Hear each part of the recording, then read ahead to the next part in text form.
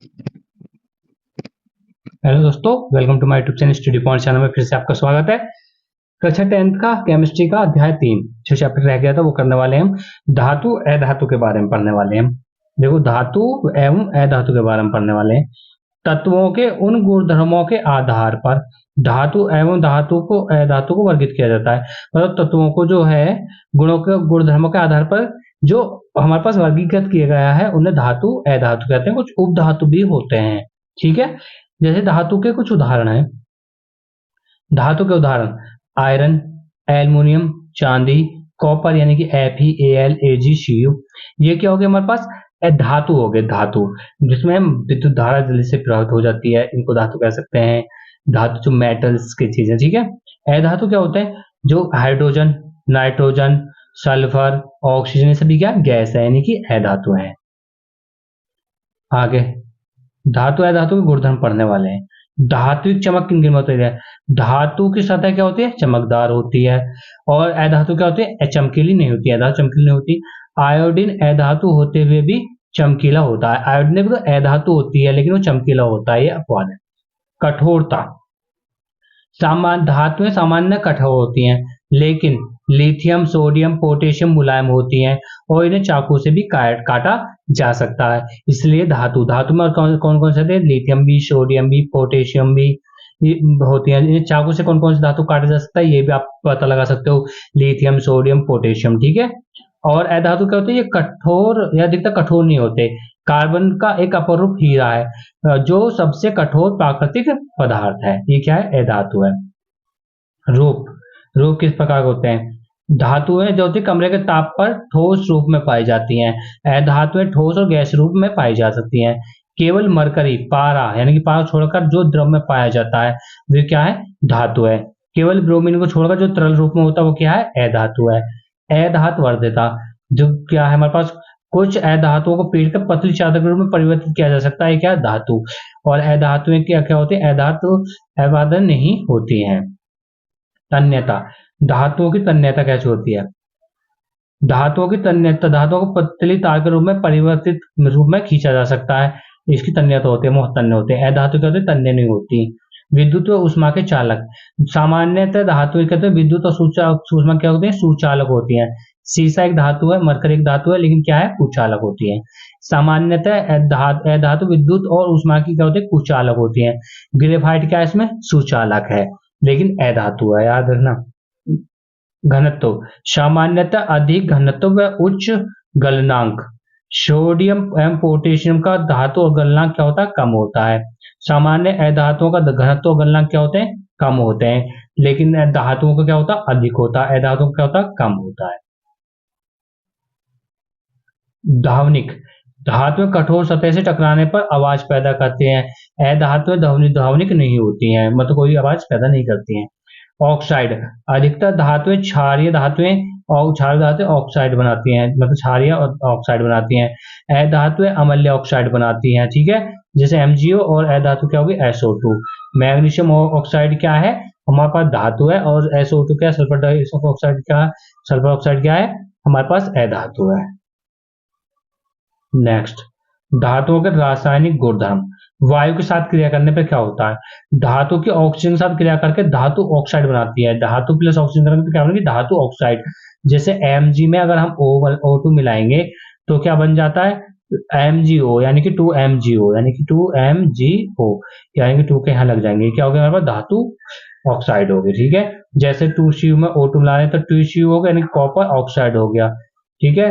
4 aluminium के चार परमाणु लिए और 3 O2 और मिलाया तो 2Al2O3 क्या होगी? Aluminium oxide. देखो ये वाला मैंने बता ही दिया आपको पहले ही, उदाहरण इसका यही मेन होता है, इसी को याद करना, यही लिख लेना। धातुएं ऑक्सीजन के साथ साथ अलग तरह से क्रिया दिखाती हैं। Na और K, सोडियम और पोटेशियम वायु में आकस्मिक आग पकड़ लेते हैं, जिस रोकने के लिए इन्हें केरोसिन तेल में डुबो कर रखा जाता है। केरोसिन का तेल मतलब मिट्टी का तेल, आपने पढ़ा होगा, मिट्टी का तेल या केरोसिन का तेल में डुबो कर रखा जाता है, ठीक है। मैग्नीशियम, एल्युमिनियम, जिंक और लेड वायु के साथ धीरे धीरे क्या करते हैं? इन धातुओं पर ऑक्साइड की परत चढ़ जाती है। आयरन वायु में गर्म करने पर प्रज्वलित नहीं होते, लेकिन ज्वाला में लोहा चूर डालने पर वे तेजी से जलने लगते हैं। ठीक है। Cu भी प्रज्वलित होते हैं, लेकिन उसे काले रंग के कॉपर ऑक्साइड की क्या हो जाती है, परत चढ़ जाती है। चांदी, इसी प्रकार चांदी और सोना, Au सोना ऑक्सीजन के साथ क्रिया नहीं करते। चांदी और Au जो सोना है वो ऑक्सीजन के साथ क्या करते हैं, क्रिया नहीं करते हैं। उभयधर्मी ऑक्साइड, वे धातु ऑक्साइड जो अम्ल तथा क्षार दोनों के साथ अभिक्रिया करते हैं और लवण और जल उत्पन्न करते हैं, उभयधर्मी ऑक्साइड कहलाते हैं। जैसे धातु ऑक्साइड Al2O3 है हमारे पास, और जब हम HCl इनकी अम्ल मिला रहे हैं तो क्या मिल रहा है हमें, लवण यानी कि AlCl3 मिल रहा है और H2 यानी जल प्राप्त हो रहा है। ये क्या होगा हमारा उभयधर्मी ऑक्साइड। जल के साथ अभिक्रिया करते हैं क्या होता है, धातु की यदि जल के साथ क्रिया करते हैं धातु ऑक्साइड और हाइड्रोजन प्राप्त होता है। यदि धातु ऑक्साइड में फिर जल मिलाते हैं तो क्या प्राप्त होता है, धातु हाइड्रो ऑक्साइड प्राप्त होता है। धातु की तन्य अम्ल के साथ क्रिया, धातु की तन्य तनु अम्ल के साथ मिलाते हैं तो लवण तथा हाइड्रोजन गैस प्राप्त होती है।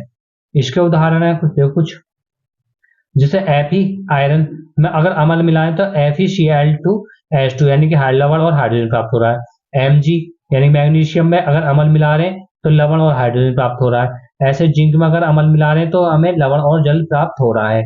और Cu, Ag एंड Hg यानी कॉपर, सिल्वर और पारा तनु अम्लों के साथ अभिक्रिया नहीं करते हैं, ये याद रखना।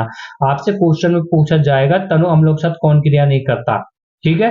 3 ऑप्शन ये देगा, एक ऑप्शन और देगा, तो वो आपको टिक करना है। धातु की अन्य धातु लवणों के साथ क्रिया करने पर धातु की कुछ लवण विलीन के साथ क्रिया करते हैं तो लवण विलीन और धातु ही प्राप्त होता है, ठीक है। अधिक अभिक्रियाशील धातुएं अपने से कम क्रियाशील धातुओं को उनके यौगिक के विलयन से क्या कर देती है, विस्थापित कर देती है, यानी अलग कर देती है। यह धातुओं की सक्रिय श्रेणी पर आधारित है। सक्रिय श्रेणी क्या होती है, वह सूची जिसमें धातुओं की क्रियाशीलता के अवरोही क्रम में व्यवस्थित किया गया, अवरोही क्रम में, ठीक है, आरोही में नहीं, अवरोही में। सक्रिय श्रेणी में जो धातु होते हैं, जिन धातुओं को क्रियाशीलता के अवरोही क्रम में व्यवस्थित किया जाता है उन्हें सक्रिय श्रेणी कहते हैं। जैसे पहले आएगा हमारे पास के, potassium, sodium, Ca, magnesium, aluminium, zinc, Fe iron, ठीक है, और lead, Hg, Cu, Hg, Aq, Au, ठीक है। सबसे कम क्रियाशील कौन होता है, Au होता है, यानी कि सोना होता है, ठीक है। धातुओं की अधातुओं के साथ क्रिया करने पे क्या होता है, धातुओं की अभिक्रियाशीलता संयोजकता कोष पूर्ण करने की प्रवृत्ति के रूप में समझी जा सकती है। धातु के परमाणु अपने संयोजकता कोष से इलेक्ट्रॉन त्यागते हैं और धनायन बनाते हैं। अधातु परमाणु क्या होते हैं, संयोजकता कोष में इलेक्ट्रॉन ग्रहण करके ऋणायन बनाते हैं। अधातु इलेक्ट्रॉन ग्रहण करके ऋणायन बनाते हैं और धातु क्या होते हैं, इलेक्ट्रॉन त्याग कर क्या बनाते हैं, धनायन बनाते हैं। जैसे NaCl है, NaCl का कितना परमाणु क्रम 11 होता है, 281। तो क्या हुआ, इसमें से हमने E हमने क्या हटा दिया, ऋणायन हमने त्याग दिया, तो हमारे पास सोडियम बन गया ना, सोडियम धनायन का बन गया ना, Na सोडियम।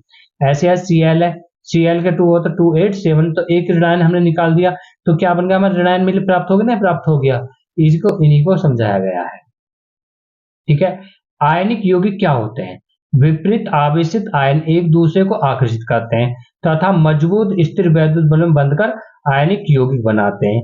इनके गुणधर्म क्या होते हैं, भौतिक प्रवृत्ति कैसे होती है, ये ठोस व कठोर होते हैं, सामान्यतः भंगुर होते हैं। इनका गलनांक और क्वथनांक कैसे होता है, आयनिक यौगिकों का गलनांक और क्वथनांक बहुत अधिक होता है। घुलनशीलता कैसी होती है, आयनिक यौगिक प्राय जल में घुलनशील व केरोसिन, पेट्रोल जैसे विलायकों में अविलेय होते हैं, ठीक है।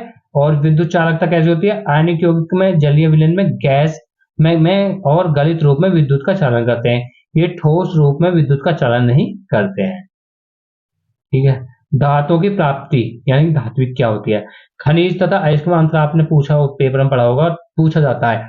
पृथ्वी में प्राकृतिक रूप से उपस्थित तत्वों एवं यौगिक को क्या कहते हैं, खनिज। प्राकृतिक रूप में पृथ्वी जो है हमारे पास, इसमें जो प्राकृतिक रूप में उपस्थित तत्व हैं उन्हें यौगिक या तत्व को खनिज कहते हैं, ठीक है। अयस्क क्या होते हैं, वे खनिज जिनमें धातुओं की अधिक मात्रा में पाई जाती है और उससे निकालना लाभकारी होता है, उन्हें कहते हैं अयस्क कहते हैं, ठीक है। सक्रिय श्रेणी एवं संबंधित गुणधर्म, सबसे अधिक क्रियाशील पहले हमारे पास potassium, sodium, calcium, magnesium, aluminium स्वतंत्र रूप में नहीं मिलती, विद्युत अपघटन से मिलती है, ठीक है।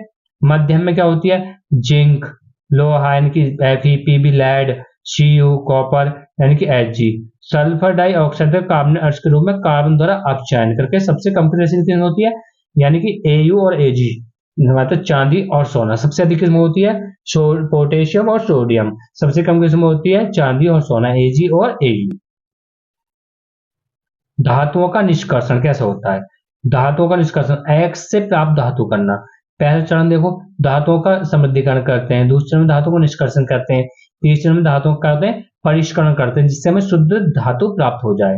जैसे अयस्क है, अयस्क का पहले सांद्रण किया, इसे 3 भागों में बांटा गया, उच्च अभिक्रियाशील धातु, मध्य अभिक्रियाशील धातु और निम्न अभिक्रियाशील धातु।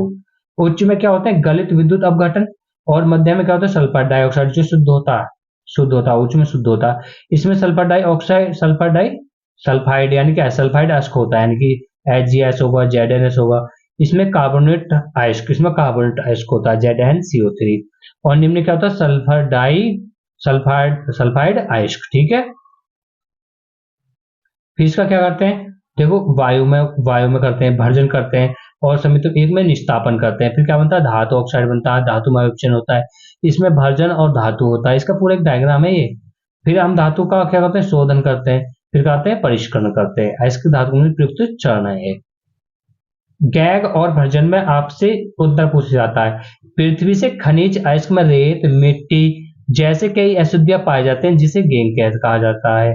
भर्जन क्या होता है सल्फाइड अयस्कों को वायु की उपस्थिति में अधिक ताप पर ग्रहण करने पर ऑक्साइड में बदल दिया जाता है। इस प्रक्रिया कहते हैं भर्जन कहते हैं। जैसे ZnS क्या हमारे पास एक सल्फाइड अयस्क है, और इसमें ऑक्सीजन मिला रहे हैं, ऑक्सीजन के साथ क्या कर रहे हैं गर्म कर रहे हैं, तो ZnO और SO2 प्राप्त हुआ हमारे पास, तो इस क्रिया क्या करेंगे हम भर्जन कहते हैं। ठीक है, उसी प्रकार से निवार वाली है। निस्तापन, भर्जन और निस्तापन में भी अंतर पूछा जाता है।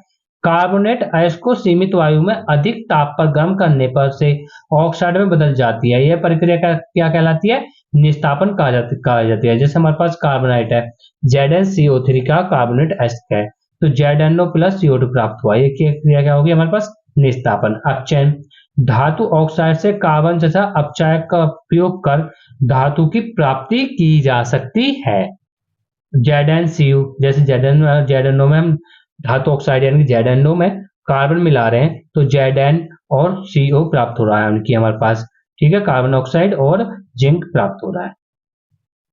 संक्षारण, संक्षारण का मतलब सुरक्षित करना।